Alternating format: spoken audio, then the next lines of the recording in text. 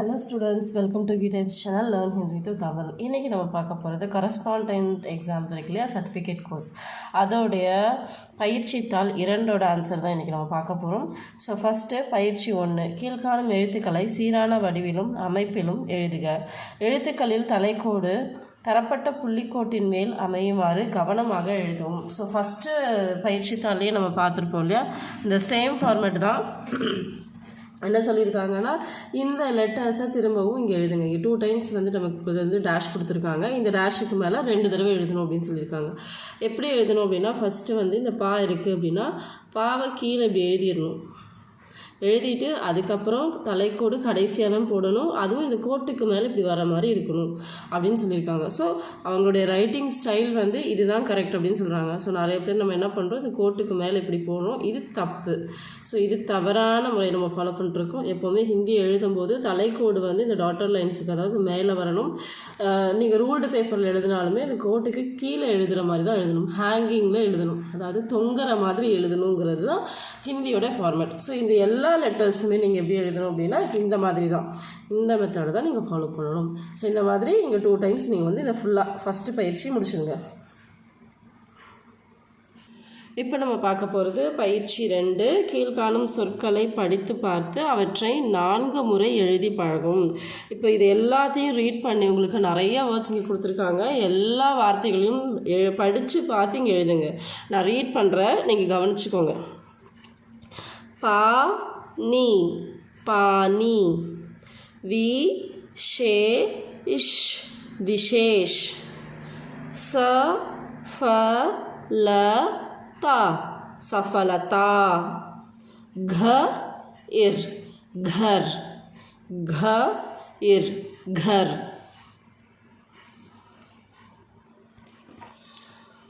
Next हाथी हाथी हाथी हाथी, बाज़ार बाज़ार, अमरूद अमरूद, पपीता पपीता, मछली मछली, विज्ञान विज्ञान, परिश्रम परिश्रम, ऋषिकेश ऋषिकेश, अमृत अमृत, कारण कारण, फूफाजी फूफाजी. ஸோ இங்கே வந்து கீழே டாட் வச்சாதான் நம்ம ஃபூஃபாஜின்னு படிக்கணும், இல்லைன்னா பூஃபாஜி தான். ஓகேங்களா. அடுத்தது இப்போ பயிற்சி 3க்கு போகலாம். பயிற்சி 3, தமிழ் எழுத்துக்களில் தரப்பட்டுள்ள கீழ்காணும் சொற்களை அவற்றின் உச்சரிப்புக்கு ஏற்ப தேவநாகரி, அதாவது ஹிந்தி எழுத்துக்களில் எழுதவும் அப்படின்னு சொல்கிறாங்க. ஸோ கீழே வந்து தமிழில் கொடுத்துருக்காங்க, இதை படித்து பார்த்துட்டு ஹிந்தியில் நம்ம எப்படி எழுதணும்னு பார்க்கலாம். இதை அப்படியே 2 டைம்ஸ் எழுதணும், இங்கே 1 டைம் இங்கே 1 டைம், 2 தடவை எழுதணும். ஃபஸ்ட்டு சஹயிர், சாரி ஷஹயிர் ஷஹர்,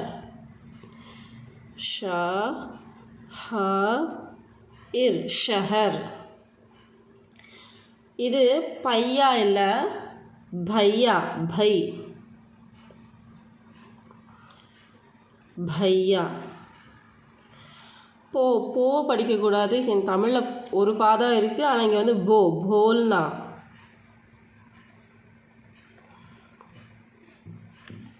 அக்பர், हरियाणा हरियाणा हरियाणा, कृपया कृपया कृपया कृपया, भाषा பாசா கிடையாது, பாஷா பாஷா. இது மஜ்தூர் மஜ்தூர். திரிபுரா, திரிபுரா, திரிபுரா. शिक्षक, शिक्षक, शिक्षक. படுனா.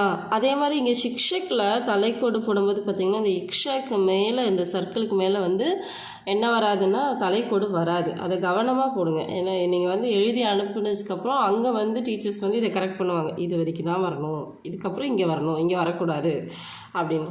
ஸோ தலைக்கோடு எந்தெந்த லெட்டர்ஸ்க்கு மேலே போடணும், எந்தெந்த லெட்டர்ஸ்க்கு மேலே போடக்கூடாதுங்கிறத கவனமாக பார்த்து எழுதுங்க. அடுத்தது பட்னா இல்லை, இது படுனா, படுனா.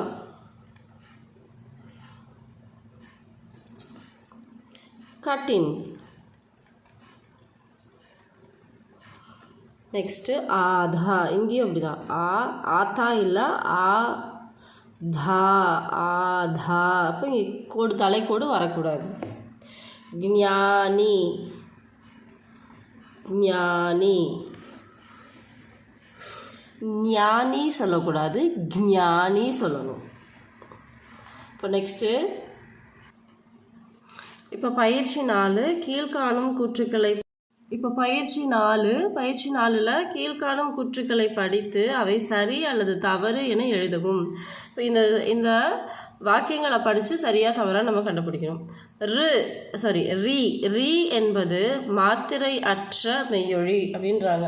இப்போ ரீக்கு மாத்திரை கிடையாது ஹிந்தியில் அப்படின்றாங்க, ஆனால் இருக்குது. எப்படி எழுதுவோம்னா இந்த சர்க்கிள் போட்டுட்டு அது கீழே வந்து ரூ போடுவோம். அதாவது இந்த சர்க்கிள் எதுக்குன்னா அங்கே ஒரு லெட்டர் வரும் அப்படிங்கிறதுக்காக தான், எழுத்து வரும் அப்படிங்கிறது. எழுத்துக்கு கீழே இந்த மாதிரி சீவுங்கிற ஒரு மாத்திரை குறியீடு நம்ம போடுவோம். ஸோ அதனால் வந்து இங்கே கொடுத்துருக்குறாங்க இல்லையா, மாத்திரையற்ற மெய்யொலி அப்படிங்கிற இந்த வாக்கியம் தவறான வாக்கியம். ஸோ இப்போ இங்கே வந்து தவறு அப்படின்னு நம்ம எழுதணும்.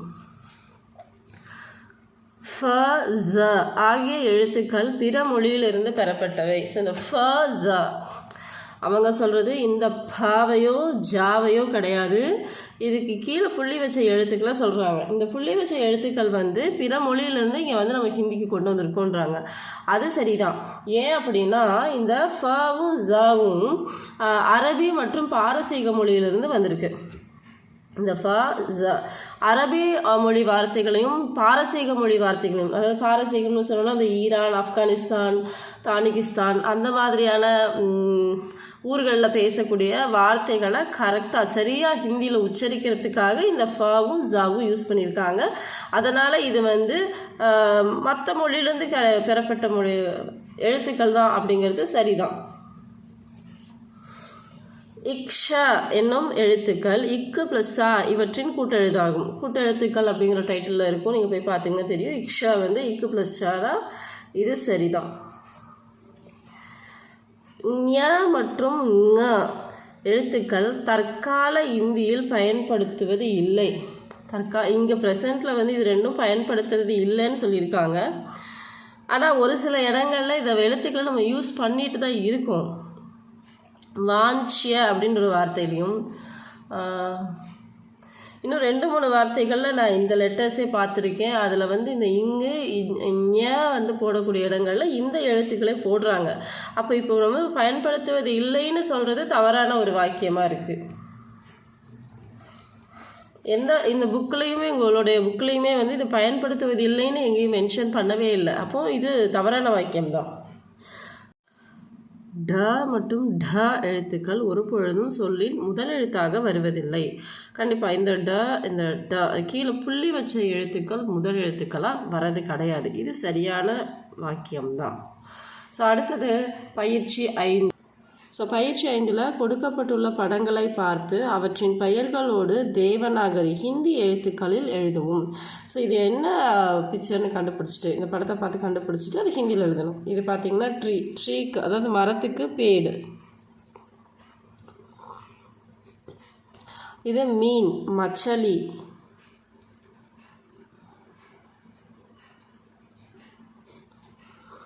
இது சிங்கம் ஷேர்.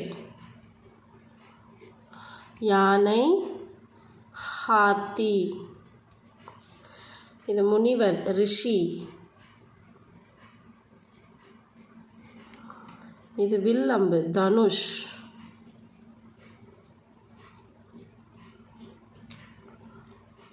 ஸோ அடுத்தது பயிற்சி எண் 6. கீழ்காணும் தமிழ் சொற்களுக்கு இணையான ஹிந்தி சொற்களை எழுதுவோம். இப்போ தமிழில் கொடுத்ததுக்கு ஹிந்தி வார்த்தைகளை நம்ம எழுத போகிறோம். ஸோ கல்வி, சிக்ஷா. சிக்ஷா அப்படின்னா கல்வி. அறிவு, ஞான். கடை, துகான். துகான். மீண்டும், फिर. ரோஜா, गुलाब.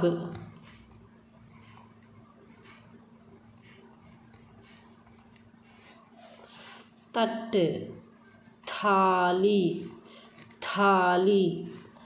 पलम, फल. मेजै, मेज.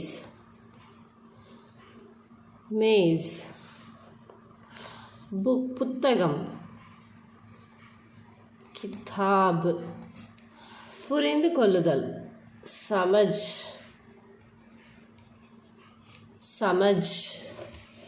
பயிற்சி எண் 7. கீழ்காணும் எழுத்துக்களில் இணைகளை உரக்க உச்சரித்து அவ்வெழுத்துக்கள் ஒவ்வொன்றிற்கும் ஒரு சொல் எழுதுக.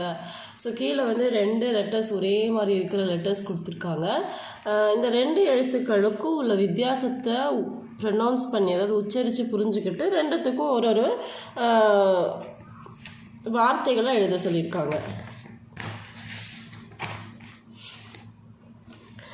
ஃபஸ்ட்டு இருக்கிறது இது இருக்கு இல்லையா, இது க. இது த. ஸோ நான் சொல்லும்போது உங்களுக்கு வித்தியாசம் புரிஞ்சிருக்கும்னு நினைக்கிறேன். புரியலன்னா சொல்லுங்கள், நெக்ஸ்ட் வீடியோவில் நான் கிளியர் பண்ணுறேன். க, இது த. ஸோ கக்கு घर, धக்கு धरती. மேலே போடக்கூடிய தலைக்கோடு கரெக்டாக போடணும். கக்கு முழு தலைக்கோடு வரும், தக்கு இந்த சர்க்கிளுக்கு மேலே கோடு வராது, இந்த வட்டத்துக்கு மேலே கோடு வராது, இங்கேருந்து இங்கே போடணும். இது யா, இது த. யா த. காயில் யா வருது. இந்த தக்கு ஹாத். இது ட. डाई. साढ़े.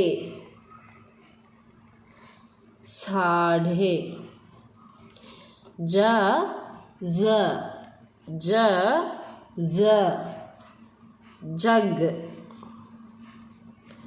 जग. जरा. இது फ.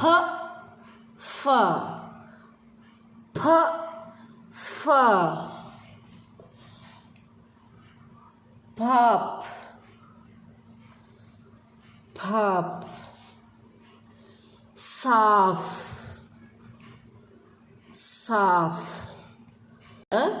त्र. श्र.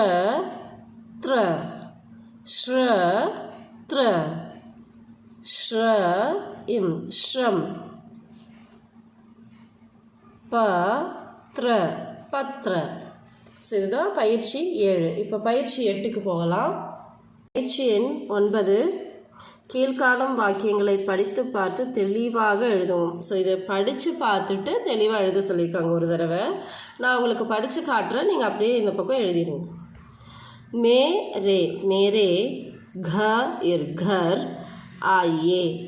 मेरे घर आइए. आप पानी लीजिए. आप पानी लीजिए. थोड़ी देर बैठिए. थोड़ी देर बैठिए. राघव का लड़का गणित पढ़ता है. राघव का लड़का गणित पढ़ता है। छत छत, पर कपड़े कपड़े सुखाओ सुखाओ, छत पर कपड़े सुखाओ। मेज पर धूल धूल है। साफ साफ करो करो, मेज पर धूल है, साफ करो। दुकान दुकान से आटा आटा, दाल दाल, और चावल चावल, खरीदो खरीदो। दुकान से आटा दाल और चावल खरीदो।